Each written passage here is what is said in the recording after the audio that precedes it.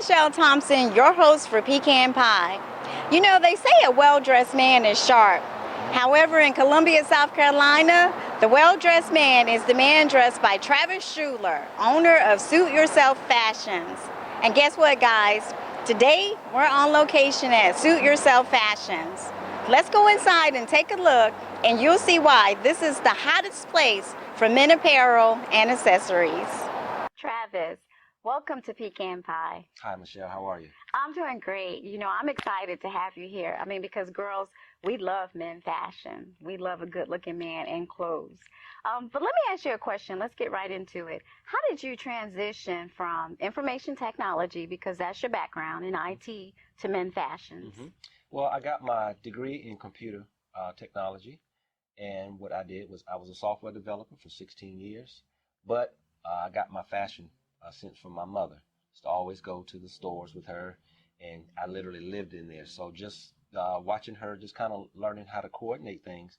And so if we fast forward to today, I kind of developed my passion with, getting into men's clothing.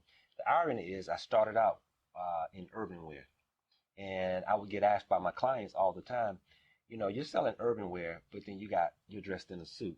So, I mean, the two didn't match up. So I really kind of honed in on my skills from the fashion side and started really getting into men's, dressing the entire man. And so here we are today. Wow. And let me ask you this, because I love the name Suit Yourself Fashions.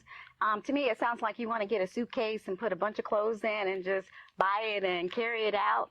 How did you come up with that name, Suit Yourself Fashion? Well, I actually struggle, with trying to come up with a catchy name that kind of sticks and really it kind of resonates when you hear the name where you can associate it with the brand. And so we kind of just came up with, it's almost like whatever mood you're in, suit yourself.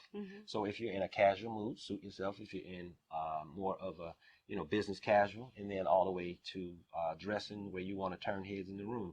So that's how we got the name, Suit Yourself. Wow. You know, I had the opportunity to speak with one of your customers, and he was telling me that when it came to men fashion, he was very much inside the box. You know, he wanted to pair certain clothing together, but he wasn't exactly sure how to do it. However, when he met you, you helped him learn how to put certain patterns together, to create that overall look. And now, he's not afraid of taking risks and stepping outside of the box. Right. So that was a great success story. How are you able to do that, to get people to step outside of their comfort zone and try something different? Well, what you typically find with men is, they don't want to just jump out. And so you can't just throw them out, in the ocean. You kind of got to gradually take, see where he is in his, clothing. And most of them, like you take a conservative man, you can't just go and put him in a plaid suit. You have to really gradually add a couple of pieces into his, upgrade his accessories. Get him to put on a splash of color, because that's one of the common problems you find with men is they don't want to put any color, just your basics. So we'll start getting them into, doing brighter colors, and then we'll introduce them to patterns. Sometimes you can sneak them into getting the socks. And once they get that first compliment, then they get hungry. Now they're coming back, and now, their confidence level has actually gone up. And so now you can start introducing them to, mixing patterns, stripes and plaids and dots and paisleys. And so now he finds himself, and he doesn't realize that he's gone from here to there within a couple of months. Wow, that's a great way of getting individuals to be comfortable with stepping outside of their comfort zone and seeing how style, fashion can look really great on them. Absolutely. I also remember that really cool story you told me about the guy who came in with 5 suits. There were suits that he previously had in his wardrobe, but he needed some assistance with updating them. That's exactly right. What we did with him was we'll tell a guy, you don't have to go, if you want to update your wardrobe, you can start by updating your accessories.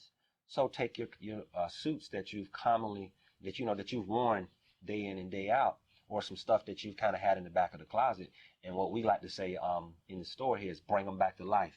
And so what we'll do is we'll pair them with some up-to-date accessories, a lapel pin, a nice tie with what we say. Everybody like to say we want to tie with some pop. And before you know it, he has an entire new wardrobe just by updating his accessories. Wow.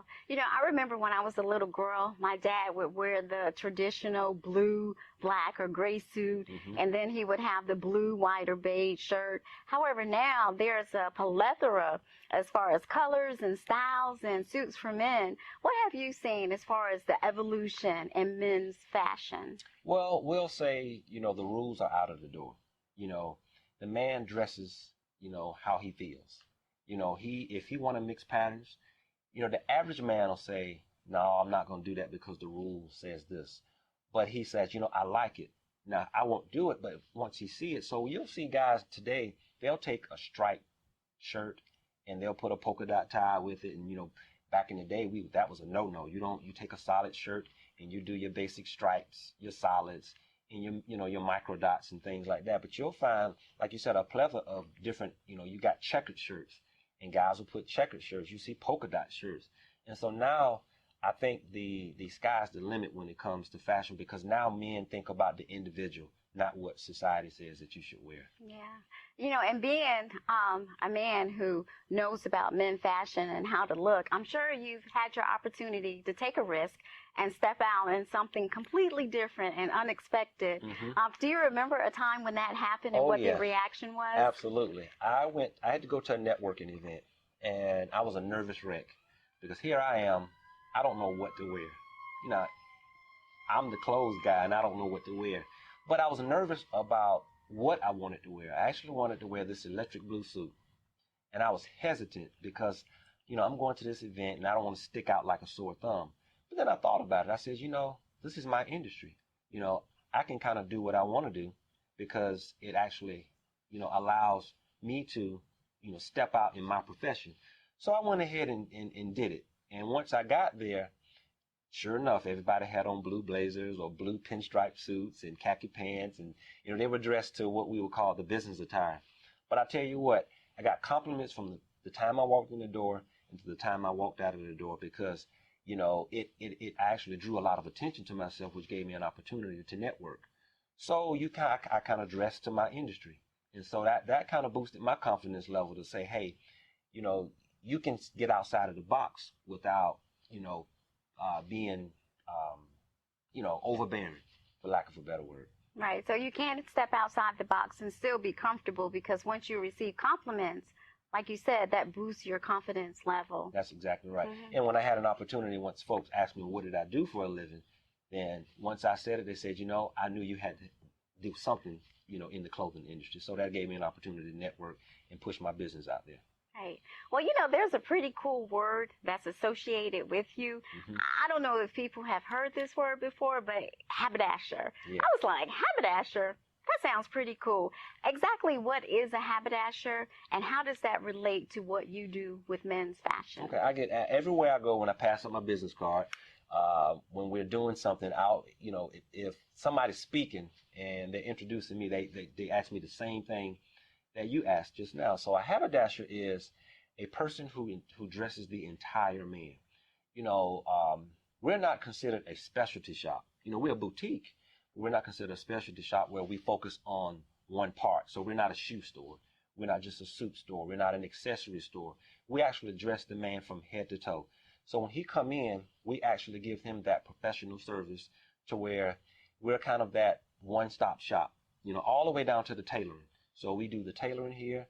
We pick out the outfit. We pick out the tie, the accessories, the socks, the whole. So he doesn't have to go anywhere else to get what he needs to get for his outfit. So that haberdasher is the person, we dress the entire man. So we focus on everything, every aspect of men's clothing. Wow, that's amazing. The other thing I wanted to ask you about was, you see a difference in the way millennials dress. Millennials are ages 8 to, some people say 33, some people say to 35. What have you seen as far as men fashion trends concerning millennials? Well, millennials are very, very edgy. Everything is about the fit with them. They don't like to say, I don't want oversized clothes. They really take pride in what we consider breaking all the rules, as I said earlier. So the millennials, you're going to find them with the different fits, the slim fit, the ultra slim, the modern. they're the ones who are mixing the business casual. They'll wear, a shirt and tie and a sport coat and a pair of jeans and the sneakers. And that's dressed up to them. And you've even found companies who accept that as dress attire, where you have your traditional man, he's going to put a suit on. And if he puts a suit on, he's going to put dress shoes on with it. So you find the millennials, they're more edgy, they're more riskier, and they're very fashion and trend oriented. Trends come and go. That's the one difference I can say with them. Things kind of change with the millennials. Yes. And you even see the men in age groups 40 to 60, they're even exploring the slimmer jean option with the blazers. Mm-hmm. What has your experience been with that Well, group? I think they kind of are catching on with the craze, because you can take a slimmer jean and make it look dressy. And so now, I guess mimicking that millennial guy, he's kind of introducing, a look that an older guy may have never, thought that he can wear. And actually what it does is it actually trims him down. And I don't know if they're going through some kind of, crisis where they want to feel younger. crisis. Yeah, I don't want to call it a midlife, but it is actually a great look. And I've actually transitioned some of my older customers, and I'm talking about in the 50s and 60s, into a slimmer jean, because it gives them a cleaner look. Yeah, and they do wear it very well. Yes. I've seen the look on several men, and I'm like, okay, he looks really sharp. Mm-hmm. He looks really sharp. Now, what services do you offer? Well, going back to what I said earlier, we offer, from the title of Haberdasher, as we went through all of the things, we offer off-the-rack suits. So we do tailoring, we do custom clothing, because everything is about to fit to everyone now, and we actually offer consulting services, styling, to where if a guy want to upgrade his wardrobe, we can talk about, where he is and where he wants to go. Because you have some men that actually buy, every 5 to 10 years. And so now styles have changed, options have changed. And so he's kind of out of the loop. So we actually kind of reintroduce, because we're we like to call ourselves the subject matter experts, because we follow the styles and what's in and what's not, and what's timely pieces, as we like to use. And so we offer all of that services with taking that man and actually bringing him up towards the current style. Okay, and what about like when someone's getting married? Maybe they need a tuxedo or the prom. Of course, that's been a huge business lately, because we kind of honed in on our design skills. And we kind of offer, because we do know the fits, we understand what a person is looking for. So something that you wouldn't traditionally get in your big box stores, we actually offer that personal one-on-one service to actually give them the look that they're looking for, from a formal wedding. Prom is a big thing now, because the kids want to look like they're going to the Grammys, and they want that unique look, and we're able to kind of capture that uniqueness that they're looking for. So if a person had a picture of an outfit that they wanted and they brought it to you, you can help them match it up. Yes, we have several models here, but one of our biggest models is, if we can't find it, we'll make it. So the benefit of offering custom tailoring is we can actually almost get it down to the T. If we can find the fabric, we can make it look exactly like the picture. Mm-hmm. And that's good for larger guys to know as well, because sometimes they may have a larger top and a smaller bottom, and knowing they have the option of getting custom made clothing, that's certainly something that's a great service. That's actually correct, because most of those guys don't want to buy separates. Sometimes they feel like they're forced to, but a guy wants a matching pant with he don't want to buy a sport coat. And so with that, we're able, with the custom tailoring, we're actually able to give him the fit that he's looking for, because sometimes if he can find his size, the money that he would spend in tailoring is almost the cost of a custom suit. So you're absolutely correct. Yeah. You know what? I think that our viewers would love to see a few of your looks. What do you say? Let's do it. Okay. Suit Yourself Fashion by Travis Shuler. Thank you, Michelle. As you can see, we have our first model, Ty. Is wearing our casual outfit, which we commonly call our cocktail wear. You see, Ty's wearing a 2-button slim fit jacket with the narrow lapels. He has what we commonly call the dressy t-shirt. From there, you see he's topping it off with the lapel pin, also with the camouflage pocket square. And his pants, as you can see, are a slim fit denim, which can also pass as a casual as well as a little dressy. As you see, we top it off with the casual loafers, which can also be worn with sneakers. And to put the finishing touches on his outfit, he's wearing the pork pie hat. Ty's back with our second look in our business attire. As you can see, Ty is wearing a nice solid gray suit, topping it off with some wonderful accessories. He's wearing the slim polka dot necktie, nice paisley print shirt, which actually adds as a nice casual shirt if he's going out for that evening. He doesn't have to go home and change clothes. And then we're going to top it off with a nice pocket round, which gives this whole suit some character. So he's taking a nice basic gray suit and he's adding some wonderful accessories to make everything pop, to make a wonderful business attire for the day. Our third and final outfit is in our formal wear category. As you can see, Dion is wearing an indigo blue, which we commonly call the new navy, sporting it with the narrow shawl lapel, narrow necktie, which in the black satin, perfect for the next red carpet event. You know, Travis, many of our viewers can benefit from your expertise, and as a result, I have some questions that they've asked. Okay, let's hear it. Okay, our first question comes from right here in Columbia. This is a young millennial. His name is Mark. Mark asked, what color suits are more appropriate for business, and how do I create that business executive look? Okay.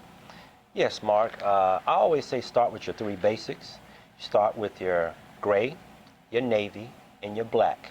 And once you do that, because you can accessorize those three basic colors, and then once you build those three suits, then you can start adding in your pinstripes and your plaids. Our next question comes from Will. Will lives in Charlotte. Will asks, men are now venturing into colored socks. How do I select socks to complement my look? Okay, Will, what I always tell guys to do is start with your accessories. You always want to play your socks off of the colors that you're actually pulling out of your accessories. Now, don't try to match. We always use the term you try to blend. So here, I'll use an example. Here's a nice polka dot sock. You got your blues, your yellows, your greens, and some reds. So what I would do is I would actually take this necktie, and as you can see, you can almost see just about every color in that sock as you do in this necktie. Now don't worry about trying to match every color. You just want to match some. So that's all you would have to do, Will.